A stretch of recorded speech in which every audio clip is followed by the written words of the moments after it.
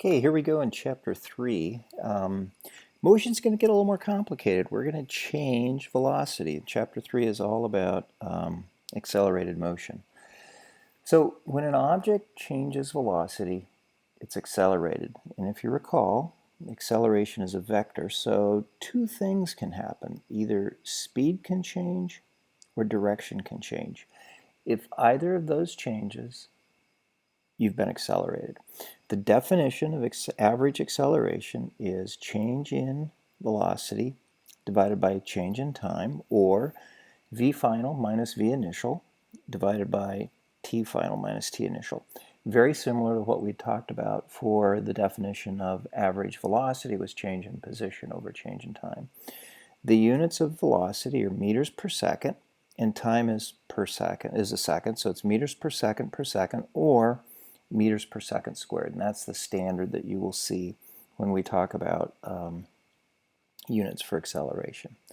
Okay, let's look at some possibilities. This is figure 4 on page 62 in the book, and it's a little clearer there, but if you can see, we've got this car over here on the left. And in the first case, the velocity, by the way, positive is to the right in all of these cases. And in the first instance, the car is in the going in the positive direction. The acceleration is in the positive direction. So v will increase. Acceleration and velocity are in the same direction. Okay, let's look at another situation where, again, the car is moving in the positive v direction to the right, but now acceleration is to the left. It's in the negative direction. So what's going to happen here is the car is going to slow down. So speed up, slow down. All right, let's change the scenario a little bit. Now let's have the car moving to the left. So it's moving in the negative direction. And in this case, we're going to have acceleration to the right or in the positive direction. So I have positive acceleration, negative velocity. So what's going to happen? We're going to, oops, I've got this backed up, you guys. Pardonnez-moi. This is the scenario 3. A is negative and V is negative. In this case, the acceleration is in the same direction as the velocity, so again, the car will speed up and velocity will increase, but in the negative direction. Okay, the final case, down at the bottom, sorry about that, I'll correct it when I publish the slides, is the acceleration is in the opposite direction of velocity. Velocity is in the negative direction, but acceleration is to the right in the positive direction. And in this case, the velocity is going to go to 0. It's going to slow down. So you can have a positive acceleration in one case and speed up the car, and in another case you can have a positive acceleration, but it will slow down the car. It just depends whether that acceleration is in the same direction or opposite direction of the velocity. And likewise, a negative acceleration can either slow down a car or speed it up depending upon the direction of the velocity. Now, one other thing just quickly, and we're going to learn more about this in chapter 4, but in order for an object to be accelerated, it has to be acted upon by a net force. Again, that's chapter 4, and we'll learn a little bit about Newton's thinking on that, which was very good. Okay, so now let's look at the possibilities for our velocity time graphs. If you recall, we had this for the position time graphs as well, except now we're going to have velocity versus t in all of these situations. Okay, first one, we can still have a horizontal flat line. And in this case, what is going on? No acceleration. Is the object moving? Absolutely. Okay, it is moving at a constant velocity, so whatever the velocity was to begin with, it is at the end. Okay, we can have another situation where we have velocity increasing. What's going on in this case? Here we have constant acceleration. So the rate of increase in velocity is consistent. Straight line, one slope. Finally, you can have a velocity that looks like this. This is quadratically increasing, and in this case you have increasing acceleration. We are not going to have to deal with this too much in this class. We will look mostly at constant accelerations. Now, let's go back and look at these two graphs, A and B. What if those were position time graphs? What would they look like? Well, let's go back and think about it. So now we're going to talk about x versus t for A and B. If there is constant acceleration, that means that you're going to have position changing like that, right? So in other words, think about this is the slope of the position time graph down here in my velocity one. And if I take the slope of that, I would get a flat line. This one is going to be the quadratic position change because here the slope is increasing and that is what the velocity is doing. So this graph represents the same motion as that graph. This one though is position time up here versus velocity down here, and this position time graph represents the same motion as the constant acceleration velocity curve. Okay, so bear in mind all of that. You're going to have to be able to look at all these and understand them. And again, the slope of any velocity time curve, that's the slope, that is acceleration. Okay? All right. Now, let's look at another situation where you have a changing velocity, right? We're not going to deal with this much, but I want to make sure you understand, if you see something like this, what this means.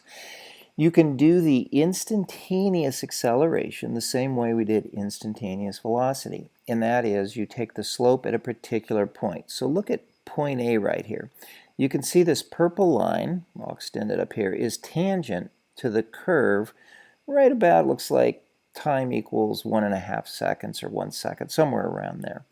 And what you would do is you would draw that line tangent, you would take its slope, and the slope at A is acceleration at point A. It's instantaneous acceleration. It's not an average, so I don't put a hat on it. And then at B, if you go up to B again, you see the point right there, and that purple line is pretty much flat, and so the slope at B is going to be the acceleration for B, and it looks like it is 0. Okay? All right, and then finally, let me remind you again, because I'm guaranteed to ask you some sort of tricky question along these lines. Don't forget, you can have acceleration with constant speed. If you change directions, you will have acceleration. Okay, let's look a little bit more now at how you can interpret these graphs. Here I've got a velocity time graph, and this is actually from your book as well, so you can go in and look at how they analyze this. And we've got some period of time, and you see down here delta t, it looks like it goes from 0 to 5 seconds, and then the velocity goes from 0 up here to 25 meters per second. So the height of this green triangle is the final velocity. Now, think about the area, the shaded green area underneath this triangle. That's the area under the curve. And the formula is going to be 1/2 base times height. I've written it height times base, but it's the same thing. Now, what is the height? The height is VF, which is up here, minus V initial. Well, if V initial is 0, then it's just going to be 1/2 VF, times the base, which is the delta t, t final minus t initial, or 1/2 VF times delta t. And if you'll, delta x should have been up there. And if you look at this, the units are meters per second times second. That equals meters. The area under a velocity time curve is displacement. Okay? And the book goes through another situation where you've got a velocity time curve. And in this case, you don't start at 0 velocity, you start at some given velocity. And the area then is going to be both this rectangle and the triangle.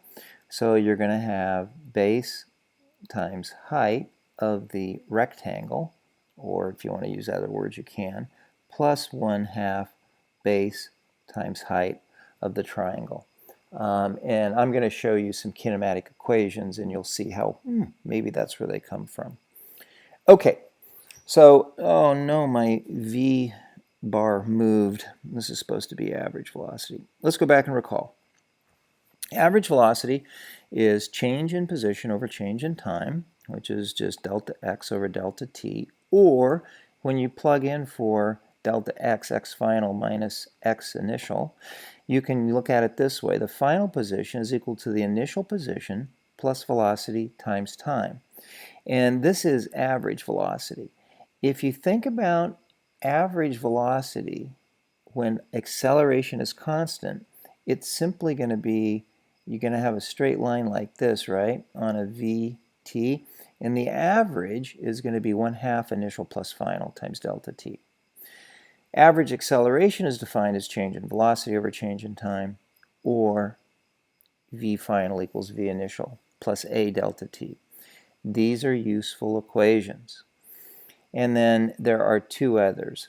This x final equals x initial plus v initial delta t plus 1/2 at squared is representative of what happens when you try to find the area under something like this. It is a situation where you have initial velocity and you've also got acceleration. That's another one of the kinematic equations. Then finally, you can do some more substitutions and come up with another version of the kinematic equations, and that is this last one. V final equals V initial squared plus 2a times x final minus x initial. The book goes through these. If you're interested in the derivations, I'd be happy to take you through them. But you're not going to need to sweat that too much. It's not an AP class. These equations are going to be what you're going to need to solve the kinematic equations. There is a formula sheet for the entire course that's in the course overview module, and you may want to print it out and have it handy. It'll help you with your homework. If we do a Canvas quiz, you'll be able to use it to help you out there. And it would be something I would give you in the classroom in any case for sitting down to doing a test. Okay, so these are the kinematic equations summarized for you. And now let's try to look at an example of application. This is problem 67 on page 83 in the book. And we have a race car. And they've told us that the acceleration of this race car is negative 11 meters per second squared. Okay, so if we assume to the right is positive, that means the acceleration is going to the left.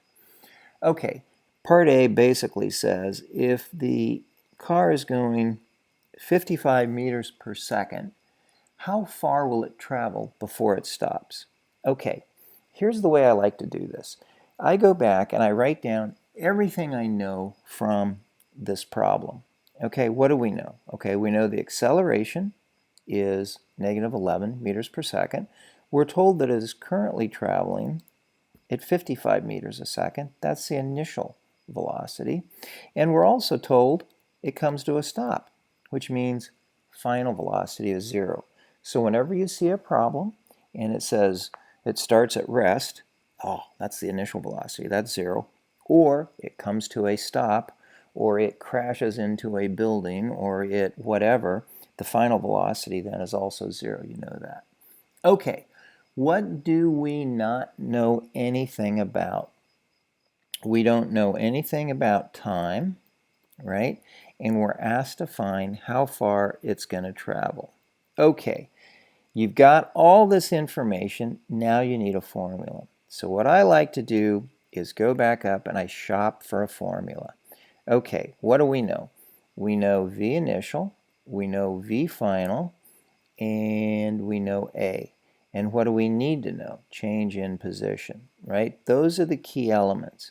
So I'm going to look through all these equations and find out which one would work. Well, as it turns out, there's only one that has no time in it. So that's the one we're going to have to use. So V final squared equals V initial squared plus 2A change in position. We're looking to solve for change in position. So let's resolve this as change in position is v final squared minus v initial squared over 2a. V final is 0. V initial is 55. I'm going to skip the units here. You guys don't ever do this at home. And the acceleration is minus 11 times 2. And you square the 55, you get a positive number, but it's a minus sign in front of it, minus in the bottom. And you do the math on this, and you find out that this guy will travel basically 138 meters, 140 meters before coming to a stop. Okay, then part B is how far would it travel if velocity is twice as much? So now V initial is 110 meters per second. Okay, it would be a really, really easy thing to say, well, twice as fast, it's going to go twice as far, so 275 or 280, whatever you wanted to say, meters. Don't fall for that trick. What happens to velocity in these equations? It gets squared.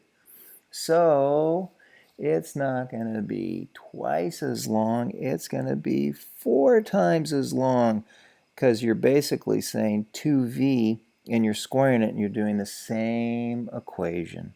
So when you do this, you get change in position is 550 meters. Okay, this explains why the rules of the road book, when they have the braking distance, they have this, if you're going 10 miles an hour, it takes you this long. If you're going 20 miles an hour, way out here. And if you're going 50 miles an hour, you're going to run over grandma. Don't ever go that fast. Well, there's 2 reasons. One, there's a reaction time to move your foot from the gas pedal to the brake pedal.